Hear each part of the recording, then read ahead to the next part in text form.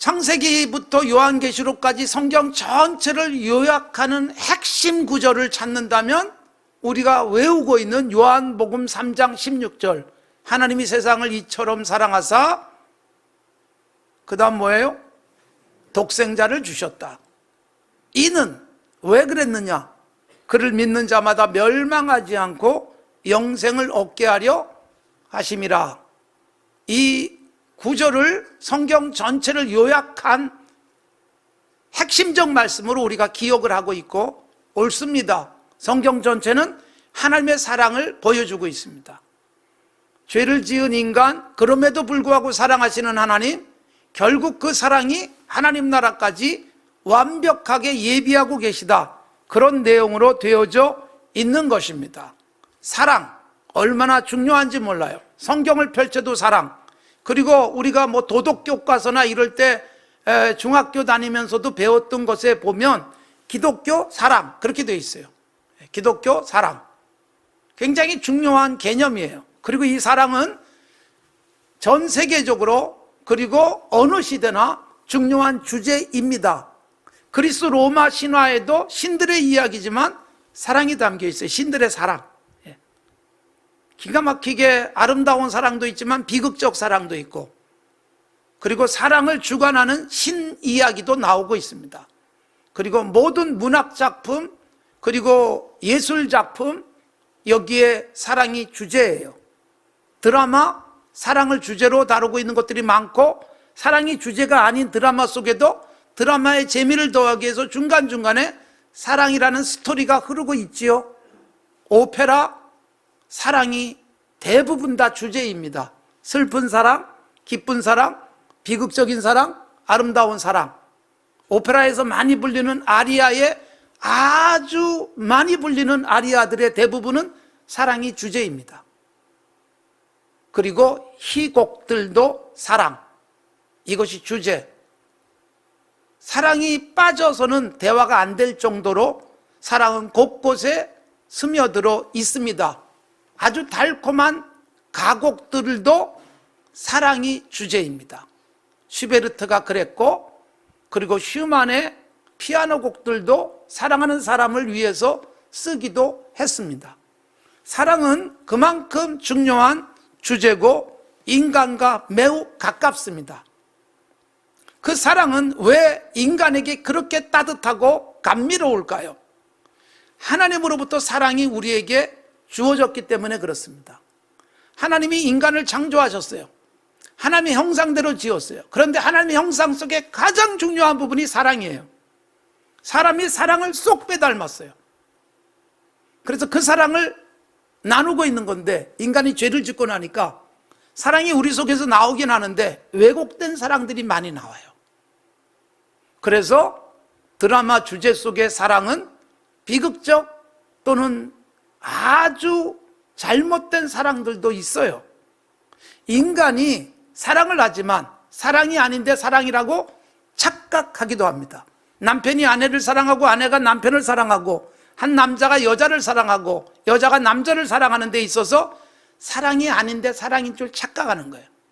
집착이나 왜곡된 사랑 때문에 비극적 결말들이 나오는 사건, 사고들도 끊이지 않습니다.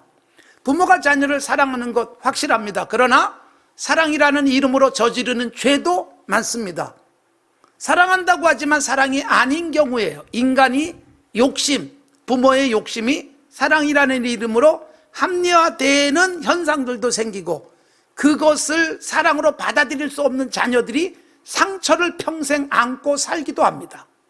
그렇기 때문에 사랑, 인간들이 죄를 짓고 타락하고 나니까 사랑조차도 훼손되어졌다, 이걸 인식하시고 우리가 하나님 사랑을 제대로 깨닫고 하나님의 사랑을 구체화하는 노력과 훈련이 필요한 거예요. 그래서 우리가 신앙이 온전해진다, 하나님 사랑을 닮은 모습들이 계속해서 더 풍성해지고 깊어지기 시작하는 것을 의미합니다. 하나님을 잘 안다는 것은, 하나님을 제대로 믿는다는 것은 사랑의 기술이 뛰어난 거예요. 아내를 사랑하는 기술, 남편을 사랑하는 방법, 자녀를 사랑하는 데 있어서의 아주 테크니컬한, 상처를 주지 않으면서 사랑할 수 있는 방법들을 하나님에게서 배우셔야 되는 거예요. 하나님 우리를 사랑하셨어요.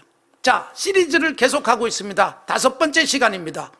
창조하신 하나님으로부터 시작해서 오늘 사랑하시는 하나님, 사랑을 최고의 가치로 여기시고 사랑의 모범을 보여주신 하나님을 우리가 지금 공부하고 있는 것입니다. 그래서 오늘 읽은 요한일서 4장 10절, 자, 요한사도는 사랑을 가장 많이 담고 있는 글들을 썼습니다. 요한복음, 그리고 요한 1서, 2서, 3서, 그 중에 3서는 사랑을 아주 분명하게 드러내고 있어요. 짧지만.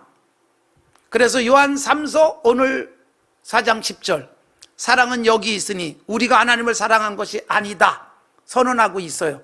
그리고 그 앞에는 하나님은 사랑이시다. 그러니까 하나님 사랑을 잘하시는 분이다가 아니라 하나님은 사랑이다라고 분명하게 단정 짓고 있습니다. 그래서 하나님은 우리를 사랑하셨는데 사랑은 하나님으로부터 온다. 근원이 하나님이에요. 그래서 우리가 사랑을 하나님으로부터 제대로 받아야만 제대로 된 사랑을 할 수 있다. 그러면 하나님으로부터 나오는 사랑의 가장 중요한 것이 무엇이냐? 4장 10절 다시 보시면 하나님이 우리를 사랑하사 자기 아들을 우리 죄를 속하기 위한 화목제물로 주셨다. 그렇게 돼 있어요. 자, 하나님의 사랑, 사랑의 근원이신 하나님, 그분이 우리에게 사랑을 보여주셨는데 우리가 하나님을 사랑해서가 아니라 하나님이 우리를 사랑해서 뭘 하셨느냐? 놀라운 일을 하셨어요.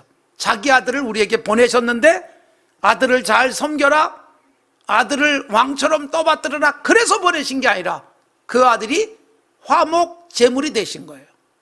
로마서 8장 32절, 자기 아들을 아끼지 아니하시고 우리 모든 사람을 위하여 내어주신 하나님, 그 아들과 함께 모든 것을 선물로 우리에게 주시지 않겠느냐라는 바울 사도의 선포가 나옵니다. 그 하나님의 사랑이 뭐냐? 그 아들을 우리에게 주셨는데 어떤 목적으로 주셨느냐? 우리와 하나님 사이의 관계가 죄로 인해서 깨졌어요. 하나님과의 관계가 깨진 인간은 사람과의 관계도 편하게 하질 못합니다. 사람이 사람을 죽이고 사람이 사람을 미워하고 사람이 사람 대접해주지 않는 불행한 일들이 일어나고 있어요. 여기에 예수 그리스도가 오셔서 하나님과 인간, 인간과 인간 화목케 하기 위한 제물로 드려주셨다. 구약의 제사 중에 화목제가 있어요. 화목 제물을 드립니다. 관계를 이어주는 제사입니다. 예수님이 그런 제물이 되셨다라는 것입니다.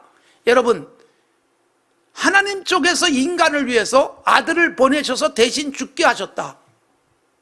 여러분, 이방신 중에 아주 잘못된 종교 중에 보면 자녀들을 불 속에 신에게 드리는 그런 의식들이 나와요. 성경에 나오고 있습니다. 하나님께서 이스라엘 백성들이 율법을 주면서 신명기 18장에서 아주 분명하게 말씀하셨어요. 잘못된 신앙에 빠지지 말아라. 그래서 그들이 시키는 대로 자녀들을 불 속에 집어넣는 일을 하지 마라. 이미 경고하셨어요. 그런데 이스라엘이 하나님을 섬기지 않고 우상을 섬기기 시작하면서 그런 일들이 실제로 일어나요. 열왕기하 17장, 21장, 역대하 33장 등에 보면 실제로 여러분 자기 아들을 불 속에 집어넣어요. 제물로 바치는 거예요. 그런 악한 일을 했고 하나님이 진노하셨다. 그렇게 되어 있습니다. 아주 위험한 잡신을 섬기는 우상 숭배, 그리고 오늘 이 시대에도 왜곡되고 그리고 아주 추한 사이비 종교들이 그런 짓을 합니다. 그러니까 오늘날은 뭐 자녀를 제물로 드리지는 않아도 가족을 등지게 만들어요. 심각한 거에 가족을 제물 삼는 것과 다르지 않습니다. 부부 사이가 갈라서고 부모가 자녀를, 자녀가 부모를 버리고 그리고 이단에 빠지는 일들이 생기는 것은 굉장히 심각한 죄악입니다. 바울 사도가 그래서 예수 믿는 사람이 가족을 돌보지 않는 것 불신자보다 악하다라고 선언해 주고 있어요. 기독교는요, 최고의 사랑, 하나님에 대한 사랑이죠. 그 사랑이 가장 가까운 가족에게 정말 건강하게 펴져야 그게 진정한 신앙임을 말씀하고 있습니다. 하나님 쪽에서 아들을 사람을 위해서 주신 거예요. 화목제물로 죽게 하신 거예요. 그래서 이사야 선지자 예언 속에 나오지만 이사야 53장 그 아들이 찔리고 상하고 징계받고 채찍에 맞아요. 그 덕에 우리는 평화를 누리고 나음을 받고 영생을 누려요. 이게 하나님의 사랑이에요. 얼마나 놀랍게 사랑하셨는지 몰라요. 그 사랑은 한없는 사랑이에요. 요한복음, 사랑을 가장 잘 표현하고 있는 요한복음 13장 1절, 예수님이 이 땅에 있는 자기 사람을 사랑하시되 끝까지 사랑하시니라. 이게 하나님의 사랑을 보여주는 거예요. 끝까지란 말은 끝없는 사랑이라는 의미입니다. 13장 1절 다음에 나오는 2절은 가룟 유다가 예수님을 팔아버릴 계획을 가슴속에 품어요. 그런데 사랑하시는 거예요. 이게 끝없는 사랑이에요. 대신에도 사랑, 거기다가 시간적으로 끝없이 사랑, 거기다가 사랑하되 대신 죽어주는 질적으로도 누구도 흉내낼 수 없는 끝없는 사랑을 주신 거예요. 하나님 쪽에서 먼저 사랑, 아들을 우리에게 주시는 사랑, 그 아들은 죽어 주기까지 사랑해 주시는 것, 이것이 하나님의 사랑이다. 이 사랑을 우리가 학습하고 훈련하고 그 단계로 올라가면 제대로 된 믿음을 가진 사람이에요. 그러면 왜 하나님은 그렇게 사랑하실까? 첫 시간에 살폈던 창조하신 하나님, 세상을 창조하셨어요. 우리도 그분이 만드셨어요. 마치 우리가 하나님이 자식을 낳아서 사랑하는 것처럼 사랑받은 거예요. 우리의 존재 근원이 하나님이니까 하나님이 우리를 존재하게 하셨어요. 그런데 인간이 망가지고 잘못된 길로 가요. 사랑하시는 하나님이 그냥 둘 수가 없어요. 그냥 징계만 할 수가 없어서 사랑하시면서 다시 고쳐주세요. 회복시키시는 거예요. 회복시키는 방법이 예수님이 이 땅에 오시는 거예요. 그래서 죽어주세요. 이해할 수 없는 사랑. 여러분, 사람도 사람을 사랑할 때 정말 이해할 수 없는 지극한 사랑이다, 감동되는 게 있어요. 부모의 자녀를 향한 사랑도 그렇습니다.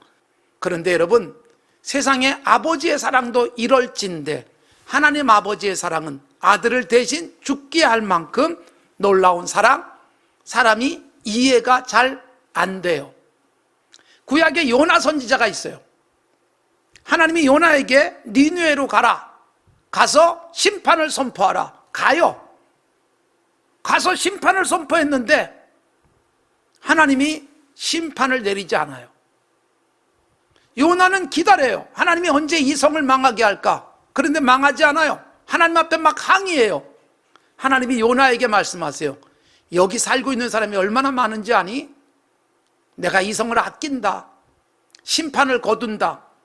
여러분, 정말로 멸해야 될 성도 회개하니까 긍휼을 베푸시는 사랑이 구약에도 가득 담겨 있습니다. 이 사랑이 세상을 움직이는 힘이에요. 하나님이 세상을 움직이고 유지하는 것도 사랑이고, 사람들 가슴 속에 사랑이 있기 때문에 세상이 유지되어져요. 전쟁, 폭력, 테러, 그래서 인간 사회가 암울해지고 있지만 그래도 세상을 버티게 하는 힘은 사랑입니다. 여러분, 사랑은 진정한 능력이에요. 우리가 얼마나 큰 힘을 갖고 있느냐, 재력이 있느냐, 체력이 있느냐, 권력이 있느냐, 아니에요. 학력도 뛰어넘는 것이 사랑이에요. 아까 말씀드렸죠? 하나님이 세상을 이처럼 사랑하사 독생자를 주셨다. 여러분, 어떻게 자기 아들을 죽게 하세요? 하나님 능력이 많기 때문에, 하나님이 무한하신 능력 때문에 가능하다? 아닙니다. 아주 분명해요. 사랑이 아들을 죽게까지 하더라. 사랑이 힘이에요. 능력, 이성적 한계, 계산을 뛰어넘게 하는 것이 사랑입니다. 사랑하니까 아들을 대신 죽게 해줘요. 창세기 29장 20절에 보면 야곱의 사랑이 나와요. 야곱이 라반의 딸 라헬을 너무너무 사랑해서 결혼하고 싶은데 그 라반이라고 하는 라헬의 아버지가 조건을 걸어요. 7년 동안 월급 받지 않고 일하면 내 딸하고 결혼하게 해줄게. 그런데 성경에 이렇게 돼 있어요. 라헬이 너무너무 예쁘고 너무너무 사랑스럽고 너무너무 좋은 야곱은 라헬을 사랑하는 까닭에 7년이 며칠처럼 여겨지더라. 여러분, 시간도 빨리 가요. 사랑의 능력이에요. 인내심이 뛰어나서가 아니라 사랑하니까 7년도 금방 가요. 시간조차도 지루하지 않아요. 사랑의 힘이에요. 사랑이 얼마나 놀라운 힘을 갖고 있는지를 보여주는 것. 그래서 하나님이 사랑하시기 때문에 세상을 위해서 독생자를 주시고, 사랑하기 때문에 참아주시고, 사랑하기 때문에 기다려주시는 거예요. 그리스도인들이 그리스도인답게 살아가는 힘은 능력이 아니에요. 말재주 아니에요. 그리고 재력이 아니에요. 시몬 베드로를 비롯한 예수님의 제자들은 예수님이 십자가에 못 박힐 때 등 돌리고 배신했어요. 예수님 모른다고 3번이나 부인한 시몬 베드로는 대표적이에요. 부활하시고 요한복음 21장에 예수님이 제자들과 만나셔서 그들에게 따뜻하게 아침밥을 먹이시고, 그리고 제자들을 다시 회복시켜서 제자 되게 하시고 초대교회를 세우는 일꾼들 되게 하실 때 확인한 것은 그들의 배신에 대해서 책망도 하지 않으세요. 특히 시몬 베드로에게 3번 주님을 부인했지만 너 전도 잘할 수 있니? 끝까지 배신하지 않을 수 있니? 묻질 않습니다.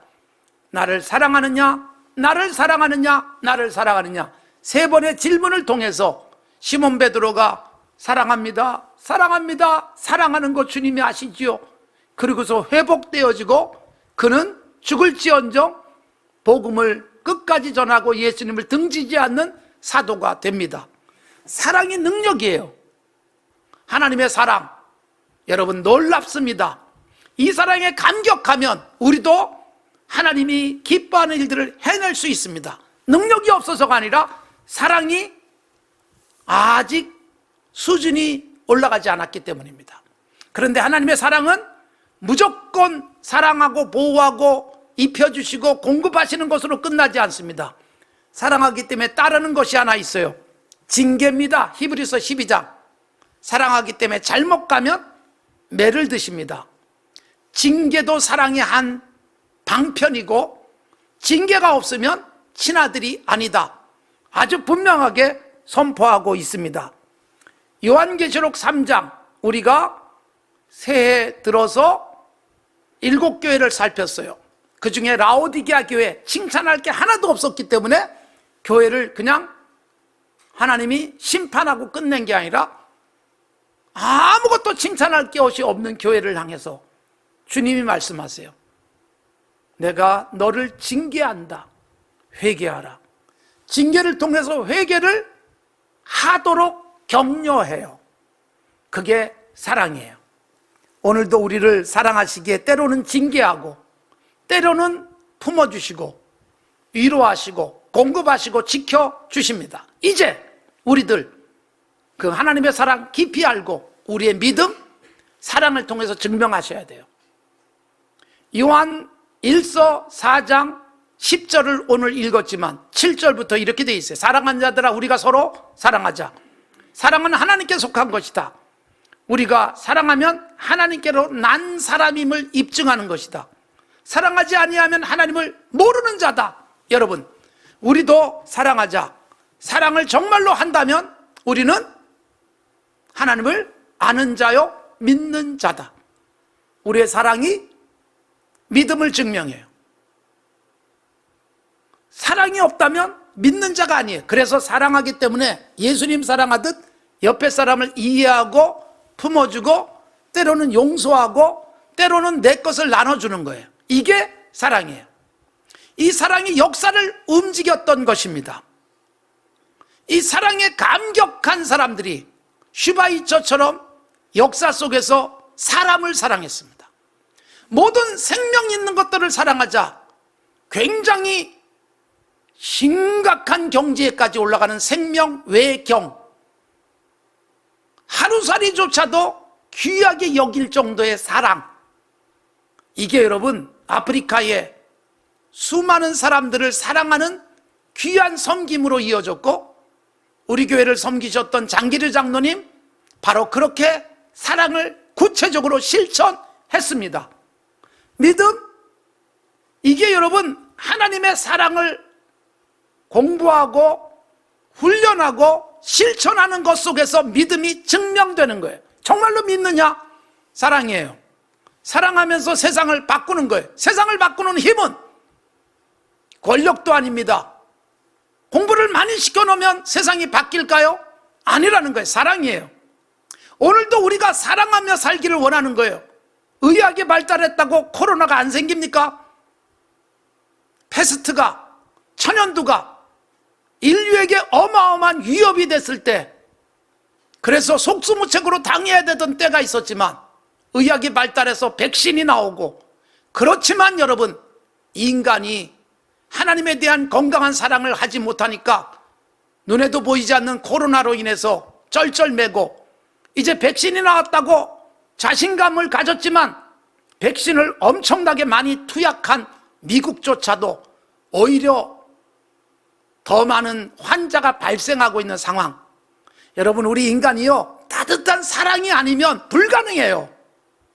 이걸 회복하라는 거예요. 그래서 교회가, 그리스도인들이 사랑이라는 힘을 쓰는 거예요. 지난 주간에 한 성도가 저를 찾아왔어요. 100만 원을 손에 들고, 목사님, 뭐 굉장히 넉넉한 분이 아니지만 자녀들에게 받는 용돈을 가지고 앞으로 1년 동안 목사님이 늘 말씀하시던 IT를 위해서 헌금하겠습니다. 목사님께 말씀을 드려야 1년 동안 할 것 같아서 미리 말씀드립니다. 제가 좀 부담스러웠어요. 하지 마시죠 그랬어요. 자녀들이 준 용돈 갖고 다 헌금해버리면 자녀들이 얼마나 부담스럽겠어요. 그런데 목사님, 제가 하고 싶어요. 그래서 주님을 사랑하는 마음으로 IT에 한 번도 만나본 적이 없는 그들을 치료하고 싶은 거예요. 그들을 섬기고 싶은 거. 이게 하나님의 우리에게 주신 사랑을 구체적으로 드러내는 믿음의 삶이에요. 내가 알 수 없다고 생각되지만 내 안에서 사랑이 꿈틀거리니까 쓸 수 없는 돈을 쓰게 되고, 내 힘을 가치 있게 발휘하고, 내가 아는 것들을 이 세상에서 아름답게 활용하며 누군가를 유익하게 만들고 위로해 줍니다. 힘을 가진 자들이 미얀마에서 끔찍한 일을 하고 있습니다. 지구촌 곳곳에 끔찍한 일을 합니다. 힘은 세상을 파괴하고 있지만 결국 사랑이 그것을 뒤집어 놓을 것입니다.